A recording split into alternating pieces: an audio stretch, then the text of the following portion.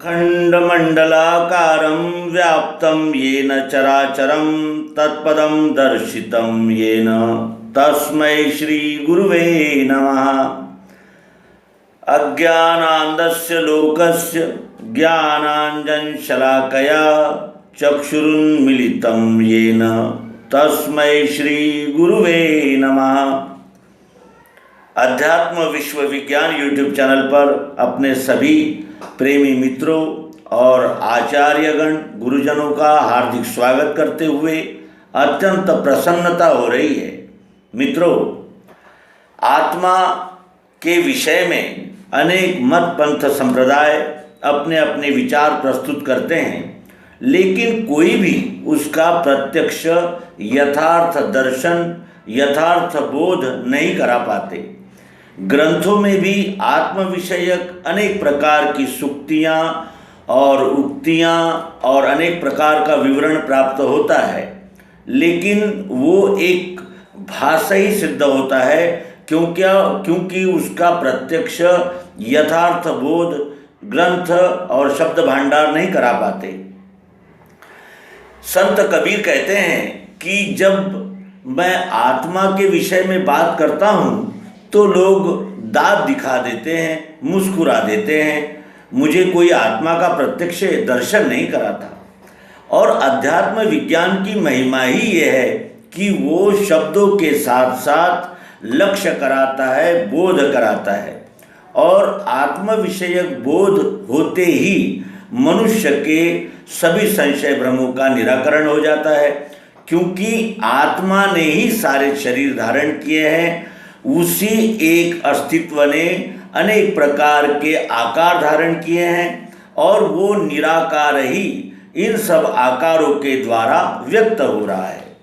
इस सिद्धांत को और स्पष्ट करते हुए केंद्रीय अध्यात्म विज्ञान शाला के स्वामी अवधेशानंद जी अपने अक्षर आत्मा की पहचान कैसे इस लेख में अपने विचार प्रस्तुत करते हैं। ये लेख हमें अध्यात्म विज्ञान शाला पत्रिका 2019 गीता मनन सत्र श्रावण पर्व से प्राप्त हुआ है।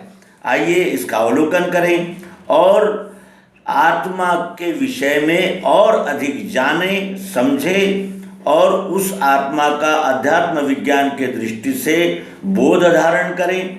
और आत्म विषयक बोध धारण करते ही मुक्ति है ब्रह्मजाल से। आइए, शीर्षक है अक्षर आत्मा की पहचान कैसे, स्वामी अवधेशानंद। आत्मा को जानने पहचानने के लिए क्या करें। वर्तमान समय में सबसे अधिक मत पंथ संप्रदाय विचारकों ने आत्मा पर अपने विचारों का इतना बड़ा साहित्य और क्रियाओं का दृश्य उपस्थित किया हुआ है जिससे जनमानस में असमंजस की स्थिति है। इन विचारकों मतावलंबियों के बंधन से छूटकर कोई बिरला ही इस विषय की गीतोक्त सनातन परंपरा का निर्वहन करके दिव्य दृष्टि के प्रयोग प्रत्यक्षीकरण से आत्मनिश्चय को धारण कर पाता है। हम सभी उसी सनातन सिद्धांत के द्वारा आत्मा को कैसे जाने पहचाने। वर्तमान में इस विषय को पूर्ण रूप से समझने के लिए सर्वांग योग शास्त्र, जो स्वयं नवम बुद्ध अवतार भगवान श्री मायानंद जी चैतन्य द्वारा प्रकट किया गया है, उसका आश्रय लेना अनिवार्य है। सर्वांग योग के 6वें अध्याय में आत्मा को जानने पहचानने की रीति स्पष्ट रूप से दर्शाई गई है। अब जानना प्रारंभ करें। लखाते हैं, इसे लेना श्रद्धा से सात्विकी ही है। आत्म तत्वों को जानने की पहली अनिवार्यता सात्विक श्रद्धा है। यह सात्विक श्रद्धा क्या है, यह प्रश्न उपस्थित होने पर गीता के 17वें अध्याय श्रद्धात्रय विभाग में सात्विक श्रद्धा का लक्षण इस प्रकार है। श्रद्धावान लभते ज्ञानम। अतः जब जीवात्मा कर्ता भोक्ता भाव से रहित होकर अपने अविनाशी पद में स्थिर होना चाहे, अर्थात मैं अविनाशी कैसे, यह प्रश्न उदय होने लगे, तब न जायते म्रियते, मैं जन्मा कैसे, मृत्यु क्या है और अविनाशी क्या है, इस प्रकार के भाव पैदा हो और मैं इसे अवश्य प्रत्यक्ष जानूं, यह दृढ़ भाव बुद्धि में उदय होने को सात्विक श्रद्धा कहते हैं। कर्म निज करे न फल चाहे, यह उसकी पहचान है। आत्मा को लखाया अर्थात लक्ष्य कराया जाता है, क्योंकि वह नेत्रों की सीमा से परे अखंड है। उदाहरण से लखाने का और देखने का अंतर समझें। जैसे किसी व्यक्ति का बाहर से शरीर ही दिखता है, परंतु वह किस बीमारी से ग्रसित है, यह लक्ष्य निरीक्षण परीक्षण करने पर ही जाना जा सकता है। अर्थात आंतरिक रचना का अविनाशी होना या पहचानना कैसे स्पष्ट करते हैं, ये देखेंगे। आत्मा को जानने पहचानने के लिए सर्वप्रथम विश्व प्रकृति में जो लीला अर्थात उत्पत्ति स्थिति लय हो रही है, जिसका आधार 5 तत्व और 3 गुणों की अष्टधा प्रकृति क्षर साम्यावस्था है, यह जानें। देखें बिना किसी को भी आत्मदर्शन अविनाशी होने का अनुभव संभव नहीं है, क्योंकि प्रकृति के 8 अंग पृथ्वी, जल, अग्नि, वायु, आकाश, सत, रज, तम और 8 जिसमें विलय होते हैं, जिन्हें इस साम्यावस्था का बोध हो गया है, उन्हें ही यह लक्षण साध्य है। कारण आत्मा पहचानने में कर्ता, क्रिया, कर्म, फल और उसकी पृथक सत्ता शेष नहीं रहती।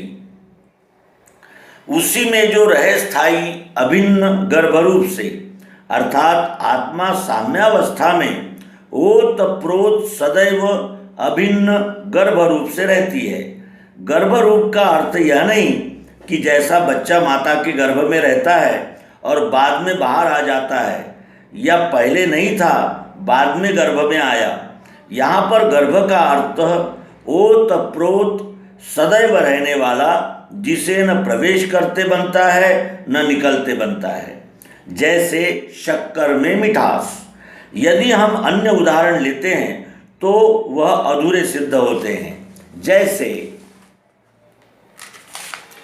मेहंदी में लाली, तिल में तेल, दूध में घी, यह सभी पृथक किए जा सकते हैं, परंतु मिश्री की मिठास किसी भी प्रकार से न डाली जा सकती है न अलग ही की जा सकती है।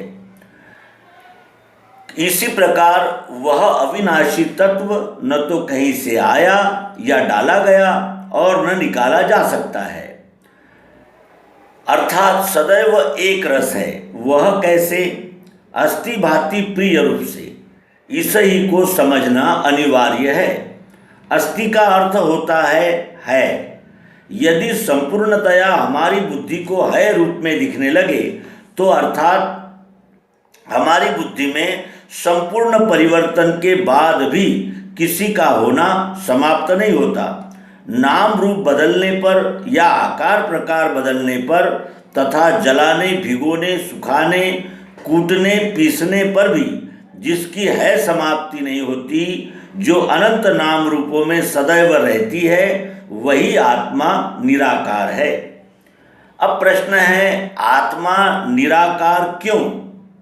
इस प्रश्न को भी यथार्थ में समझें।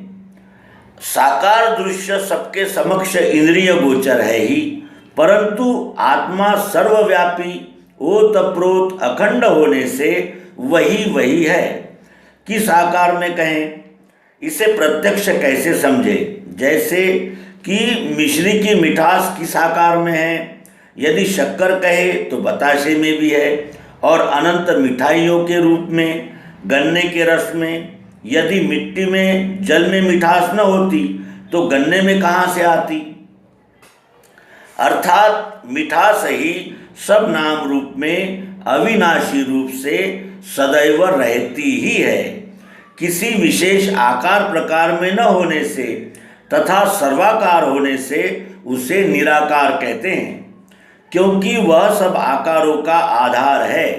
जैसे सभी मिठाइयों का आधार मिठास ही है, वही सब आकारों में दृष्टिगोचर होने पर भी केवल इसी आकार की है यह नहीं कहा जा सकता। इसलिए निराकार है अर्थात जो किसी एक आकार बंधन को स्वीकार न करे उसे निराकार कहेंगे। आत्मा इंद्रिय और मन से नहीं जाना जाता, यह प्रचलित है। क्यों? क्योंकि यह साधन स्थूल दृश्य को देख सकते हैं। आंतरिक ओतप्रोत अविनाशी भाव को बुद्धि ही जानती है। जैसे किसी के शरीर को देखकर यह नहीं कहा जा सकता कि यह डॉक्टर है या इंजीनियर है। शरीर सबके एक ही प्रकृति के बने हैं, परंतु उनमें की गुण भिन्नता बुद्धि से ही जानी जाती है। फिर आत्मा तो उससे भी सूक्ष्म है, इसलिए आत्मा को आत्मा नहीं देखती। जैसे कि क्या मैं अपने कंधों पर बैठ सकता हूँ? अर्थात नहीं। इसलिए इसमें दृश्य भाव नहीं वरन अखंड दर्शन मात्र है।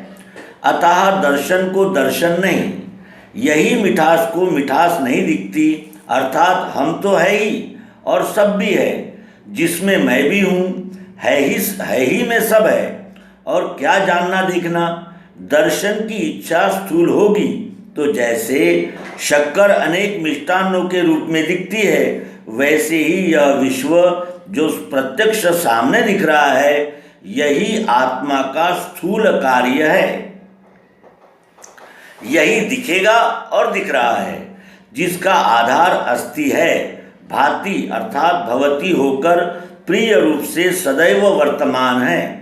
इस विषय को प्रत्यक्ष तत्वदर्शी से मिलकर समझना चाहिए, तुरंत अनुभव होगा और शब्दों से अनुभव नहीं हो सकता।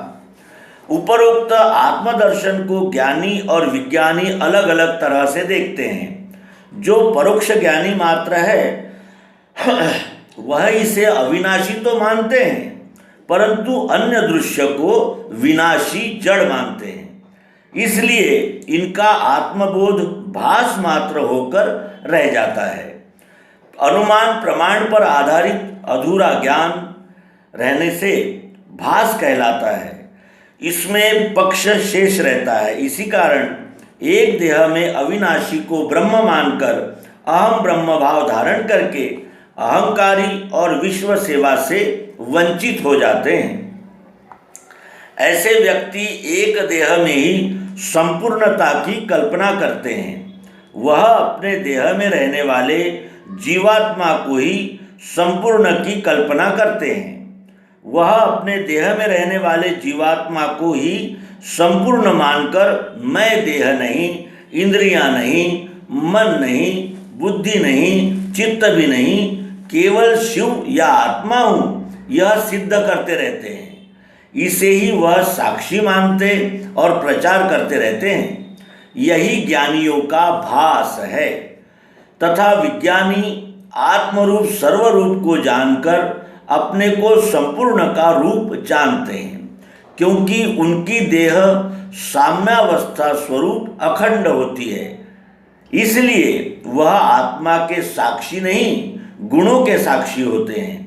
इससे सहज कर्म करते हुए बंधन से रहित, अकर्ता, अभोक्ता, निर्लेप, अनन्य सेवक होते हैं। वह आत्मा ही ज्ञान दृष्टि से अक्षर, अविनाशी और सब कार्य रूप का आधार होने से ईश्वर कहा जाता है, क्योंकि प्रकृति का आधार यह अविनाशी आत्मा ही है, जिस पर यह विश्व दृश्य सदैव स्थित है। यह आत्मा ही सर्वशक्ति के रूप में उत्पत्ति, स्थिति, लय होने पर भी स्थिर और अविनाशी है भाव से स्थिर रहता है। इसे ही वेदों में कर्मकर्ता भाव धारण करने का अभिमान नहीं, इसलिए ओम नाम से प्रारंभ किया गया है।